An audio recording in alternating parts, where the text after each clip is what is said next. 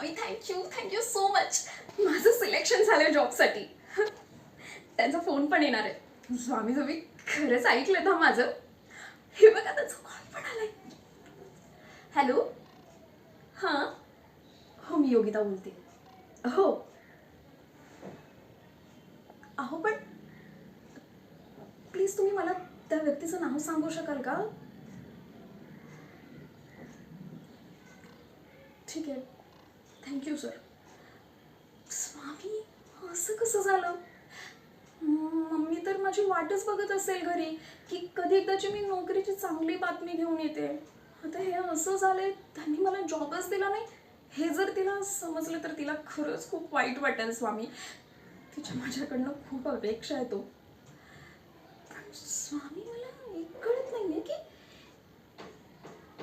मोठ्या सरांना माझ्या जॉब सिलेक्शनचं रिजेक्ट करा असं असं कोणी सांगितलं असेल?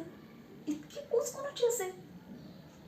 स्वामी तो चिडका बिप्पा, एवढी पोच त्याची असू शकेल. तो सरांना फोन करून अशी डिमांड नक्कीच करू शकेल स्वामी. चिडका कुचका, एक नंबरचा कुचका, माझ्यावर खुन्नस काढण्यासाठी स्वामी तो असं वागला माझ्याशी. खरंच ही ही पैशावाली माणसं इतकी माजोडी असतात ना. पण स्वामी तुम्ही बघाच मी त्याचा माज असा उतरवते ना, परत परत तो माझ्या समोर येण्याच्या लायकीचा राहणार नाही. तुम्ही बघाच स्वामी.